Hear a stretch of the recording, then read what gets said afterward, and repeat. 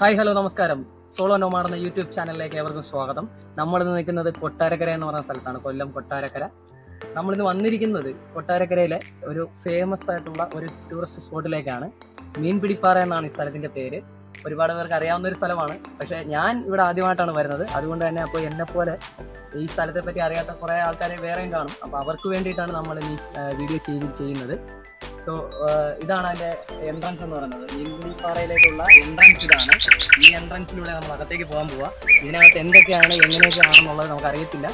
നമുക്ക് എന്തായാലും അവിടെ ചെന്നിട്ട് കാണാം. ഇതാണ് മീൻപിടിപ്പാറ എന്ന് പറയുന്ന സ്ഥലം.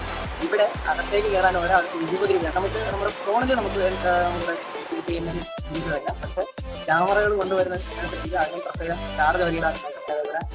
എക്കോ ഫ്രണ്ട്ലി ആണ്. അതുകൊണ്ട് തന്നെ മറ്റു മാലിന്യങ്ങളോ ഗസ്റ്റുകളോ ഒന്നും ഉപേക്ഷിക്കാൻ പറ്റത്തില്ല. അപ്പം ഇത് ഈ കാണുന്ന കാഴ്ചകൾ, ഇവിടെ ഈ മൊത്തത്തിൽ കാണുന്ന കാഴ്ചകൾ ഇതൊക്കെയാണ്. നമുക്ക് ഇനി അകത്തേക്കുള്ള കാഴ്ചകൾ നമുക്കാണ് കണ്ടുപോകാം. ഇത് നല്ലൊരു പോസിറ്റീവ് എനർജിയാണ്. നല്ല കാറ്റുണ്ട്. നമുക്ക് ഇവിടെ വന്നു കഴിഞ്ഞാൽ നമുക്കൊരു ചുറ്റും മൈൻഡ് കിട്ടും. അപ്പം പറ്റുന്നവർ എത്രയും പെട്ടെന്ന് നമ്മൾ ഈ സ്പോട്ടിലേക്ക് കാഴ്ചകൾ അകത്തേക്ക് പോയി നോക്കിയില്ല, അകത്തേക്ക് കൊണ്ടുവന്ന് നമുക്ക്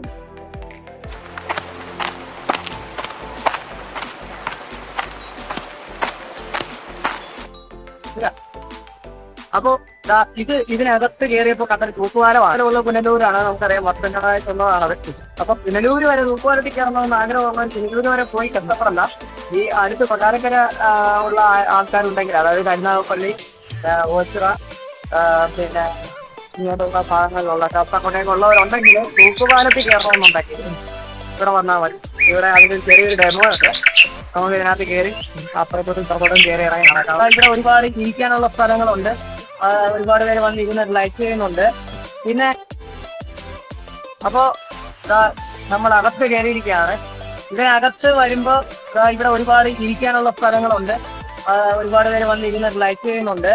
പിന്നെ വെള്ളത്തിൽ കളിക്കണമെന്നും ഒന്നിറങ്ങി നീന്തണമെന്നൊക്കെ ഉള്ള ആഗ്രഹമുള്ളവരുണ്ടെങ്കിൽ ഇവിടേക്ക് വരാം. ഇവിടെ വലിയ അപകടങ്ങളോ കാര്യങ്ങളോ ഒന്നുമില്ല. ഏത് പ്രായത്തിലുള്ളവർക്കും ഇറങ്ങി കളിക്കാനും കുളിക്കാനും ഒക്കെ പറ്റിയ ഒരു സ്പോട്ടാണിത്. ഇവിടുത്തെ സുഹൃത്തുക്കളുമാര് പ്രായഭേദമന്യേ എല്ലാവരും വന്ന് ഇറങ്ങി ആസ്വദിച്ച് പോകുന്നുണ്ട്. അപകടങ്ങളൊക്കെ കുറവാണെന്നാണ് നമുക്ക് അറിയാൻ പറ്റിയത്.